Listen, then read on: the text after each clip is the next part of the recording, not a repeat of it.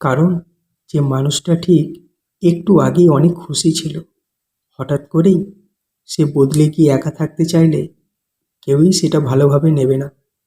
বন্ধুরা, আজকে আপনাদের সঙ্গে আলোচনা করব এক সাইকোলজিক্যাল কনসেপ্টের সম্পর্কে। আজকের প্রসঙ্গ সাইকোলজিক্যাল কনসেপ্ট, তাই আমাদের সবার জানা উচিত এমবিভার্ট সম্পর্কে। নমস্কার আমার প্রিয় শ্রোতা বন্ধুরা, আশা করি আপনারা সবাই ভালো আছেন। বঙ্গপ্রসঙ্গ চ্যানেলে আপনাদের সকলকে স্বাগত জানাই। আমার বড়দের প্রতি শ্রদ্ধা এবং ছোটদের প্রতি ভালোবাসা দিয়ে শুরু করছি আজকের প্রসঙ্গ। আমাদের মাঝে কেউ কেউ ইন্ট্রোভার্ট হয়, আবার কেউ হয় এক্সট্রোভার্ট, অর্থাৎ কেউ খুব মিশুকে হয়, যেটাকে আমরা এক্সট্রোভার্ট বলি। কেউ আবার নিজের মতো একা থাকে, তাকে আমরা বলি ইন্ট্রোভার্ট। কিন্তু এদের মাঝামাঝি আরেক ভাগ আছে, যারা কখনো ইন্ট্রোভার্ট আবার কখনো এক্সট্রোভার্ট। এদেরকে বলা হয় এমবিভার্ট। জীবনে চলার পথে সবচেয়ে বেশি সমস্যা এমবিভার্টদের হয়। যারা এমবিভার্ট তারা মাঝে মাঝে খুব হইচই করতে ভালোবাসে, আবার মাঝে মাঝেই ভীষণ একা থাকতে ভালোবাসে। এরা সহজে সবার সাথে মিশে যায়, কিন্তু তবুও এদের অনেক ফ্রেন্ড থাকে না, আবার এরা একদম একাও থাকে না। গুটি কয়েক ফ্রেন্ড নিয়েই এরা থাকতে ভালোবাসে। এদের সবচেয়ে বড় বৈশিষ্ট্য হলো শত কষ্ট হলেও এরা মুখ ফুটে বলবে না কিছু আপনাকে, বরং সেই কষ্ট সহ্য করেই হাসি মুখে থাকবে। তাই এদের মন খারাপ হলেও সেটা মুখে না বলা পর্যন্ত আপনি সেটা ধরতেই পারবেন না। ওদের একটা আলাদা জগৎ থাকে, নিজেদের চারপাশে এরা একটা দেওয়াল বানিয়ে নেয়।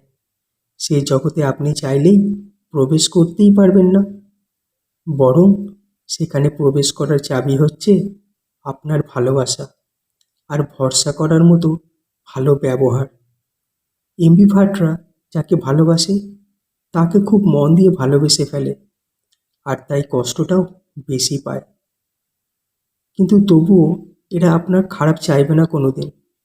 এরা আপনার প্রতি ভরপুর ফিলিংস রেখেও আপনার থেকে নির্দিষ্ট দূরত্ব মেনে চলবে। আপনি চাইলেও সেটা কখনো বুঝতে পারবেন না। এদের সবচেয়ে বড় সমস্যা হয় কেউই এদের বুঝতে পারে না।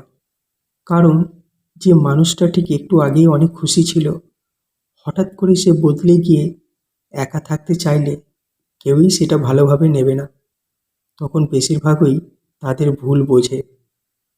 কেউই বোঝে না এখানে এদের কোনো হাত নেই। কেউ চাইলেও এদের এই চেঞ্জ হওয়াটা আটকাতেও পারবে না।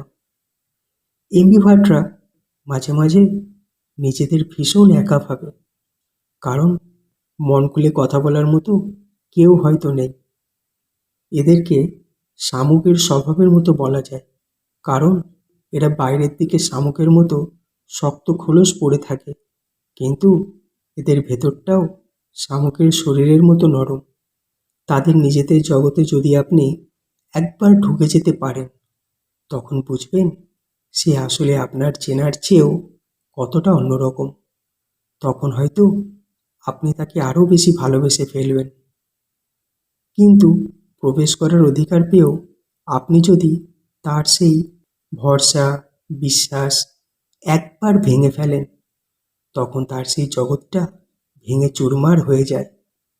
সে তখন ভীষণ একা হয়ে যায়, আরও ভীষণ একা হয়ে যায়। এমবিভার্ট মানসিকতার মানুষদের ঠকানো অনেক সহজ, কারণ হাজারবার ঠকলেও এরা আপনার নামে একটা অভিযোগও করবে না। কিন্তু সেই ঠকে যাওয়াই এদের ভীষণভাবে পাল্টে দেয়। তখন তারা তাদের চারপাশের জগৎটাকে আরও ধোঁয়াশা বানিয়ে ফেলে। একদল মানুষ তখন তাদের ভুল বোঝে, ভাবে এরা ভাব নেয়, হয়তো অভিনয় করে, কিন্তু এরা হাসি মুখে এটার পিছনে থাকা সত্যিটা লুকিয়ে সব মেনে নেয়। আপনাকে না জানিয়েই এরা আপনাকে সারা জীবন ভালোবেসে যাওয়ার ক্ষমতা রাখে। আপনি হয়তো কোনোদিন জানতেও পারবেন না দূর থেকে কেউ একজন সবসময় আপনার ভালো চায়, আর তার জন্যই দিন শেষে এরা ভীষণ একা।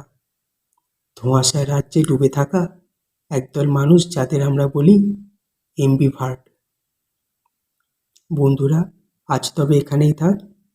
আবার দেখা হবে অন্য কোনো প্রসঙ্গ নিয়ে, অন্য প্রসঙ্গের আলোচনা নিয়ে। আবার শীঘ্রই দেখা হবে পরের ভিডিওতে অন্য কোনো প্রসঙ্গে। আর হ্যাঁ বন্ধুরা, ভিডিওটি ভালো লাগলে লাইক করবেন, পরিবার এবং বন্ধুদের সাথে শেয়ার করবেন।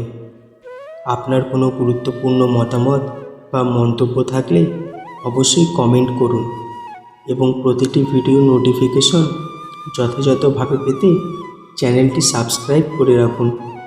সর্বদা ছোটদের ভালোবাসবেন এবং বড়দের সম্মান করবেন। নিজে সুস্থ থাকুন এবং পরিবারকেও সুস্থ রাখুন।